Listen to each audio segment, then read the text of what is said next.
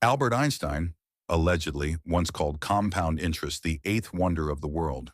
He said, "Those who understand it earn it. Those who don't pay it." Now, whether Einstein actually said that, historians aren't sure, but here's what is certain.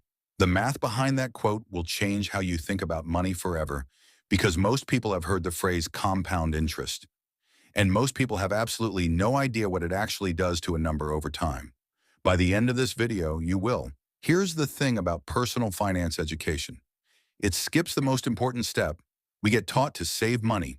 We get taught to invest. We get told compound interest is good and credit card debt is bad. But nobody sits us down and shows us the numbers. Nobody lets us feel the weight of what compounding actually does, which means most people treat it like a vague, positive concept instead of the most powerful financial force they will ever encounter. And that gap between knowing the word and actually feeling what it means costs people thousands, sometimes hundreds of thousands of dollars over a lifetime. Not from bad decisions, from delayed ones. In the next 7 minutes, you're going to understand exactly how compound interest works, why starting early beats investing more, and why your bank is quietly using this same force against you on every loan you carry. Let's start at the beginning. Simple interest works like this. You put $1,000 in an account that pays 10% per year. Every year you earn $100. After 10 years, you have $2,000. Clean, predictable, fine. Compound interest says, no, wait. That $100 you earned in year one, that's yours now. It earns interest too. So in year two, you're not earning 10% on $1,000. You're earning 10% on $1,100. That's $110. Now you have $1,210. Year three, 10% on $1,210. That's $121. You have $1,331. This doesn't sound dramatic, but stay with me. Think of it like a snowball rolling down a hill. Simple interest is someone manually adding snow to the ball every year. Compound interest is the snowball picking up snow on its own and getting faster the bigger it gets. After 10 years at 10%, simple interest gives you $2,000. Compound interest gives you $2,594. After 30 years, simple, $4,000. Compound, $17,449. Same starting amount, same interest rate, 4 times the result. That's the difference between a straight line and a curve. Here's a mental shortcut that every investor should know. Takes 10 seconds. It's called the Rule of 72. Take the number 72, divide it by your annual interest rate. The answer tells you roughly how many years it takes for your money to double. If you're earning 8% per year, which is close to the long-run average return of global stock markets, divide 72 by 8. That's 9 years to double your money. Earning 6%, 72 divided by 6, 12 years to double. Earning 12%, just 6 years. Your money doubles 6 years faster. Now here's the aha moment most people miss. The rule of 72 works both ways. If your credit card charges you 24% interest, which many do, your debt doubles in just 3 years, sitting still, without you adding a single new charge. The same law that builds wealth builds debt. The only question is which side of it you're on. This is the section that will either motivate you or haunt you, possibly both. Meet Alex and Jordan. Alex starts investing at 25. Alex puts in $200 a month, $2,400 a year, and does this for just 10 years. Then Alex stops, never invests another dollar. Jordan waits until 35 to start, 10 years later, but then invests that same $200 a month for 30 years straight, all the way to 65. Let's assume both earn 8% annually. At age 65, who has more? Alex. And it's not close.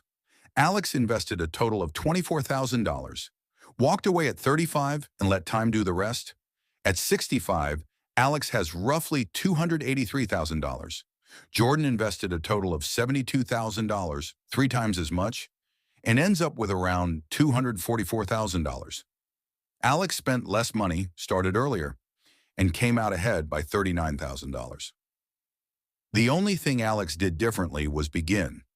Jordan worked harder, invested longer, and still lost the race because Jordan couldn't buy back the 10 years that Alex used.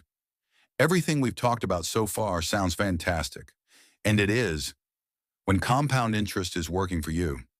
Now let's talk about when it works against you. The average credit card in the United States charges around 20 to 24% interest, compounded daily. Not annually, daily.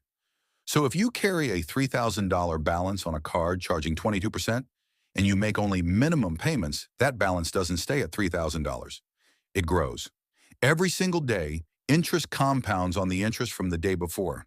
Banks call this a revolving balance. A more honest name would be a treadmill. The mechanism is identical to your investment account. Interest earning interest. The only difference is direction. Your savings go up because of compounding. Your debt goes up for the exact same reason. This is why getting out of high-interest debt is one of the highest return financial moves you can make. Paying off a 22% card is the equivalent of earning a guaranteed 22% return. No investment reliably does that. Every factor in the compound interest formula, the rate, the contribution amount, the frequency of compounding, you can adjust. You can shop for better rates. You can save more. You can invest more often. But time? You cannot negotiate with time. You cannot borrow it, find it on sale, or work harder to get more of it. Once a year passes without your money compounding, that year is gone. This is why financial advisors are obsessed with starting early, and why it sounds like a cliche until you see the Alex and Jordan numbers side by side. The best time to start was 10 years ago. The second best time is today. Two quick myths worth clearing up. Myth 1, I'll start investing when I have more money. This is the most expensive sentence in personal finance. The Alex and Jordan comparison proves that starting with a small amount early beats a large amount late. The amount matters less than the clock. Myth 2, compound interest only works if the market always goes up. The math does assume a consistent rate, and real markets fluctuate. But the principle holds over long time frames, which is exactly why time horizon is the foundational variable. The longer you stay invested, the more compounding smooths out short-term volatility. So what do you actually do with all of this?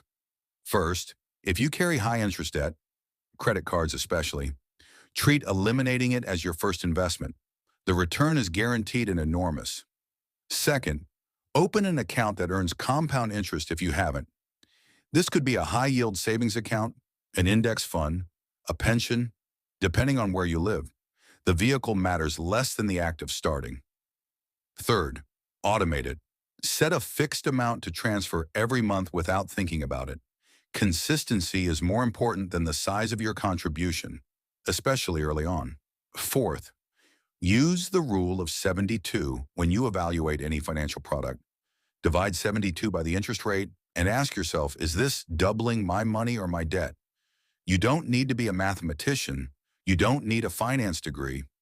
You just need to understand that money placed in motion, left alone, grows in a way that linear thinking fundamentally underestimates. Compound interest doesn't care how old you are, what country you live in, or how much you currently have. It runs on one input, time. The people who harness it earliest retire with the most. The people who misunderstand it carry debt the longest. And the only thing separating those two groups is usually knowledge, which you now have. If you want to take this further, the next concept worth understanding is index funds.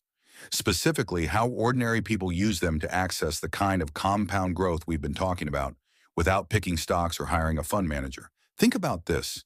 The 25-year-old version of you is still making decisions. What are you going to tell them?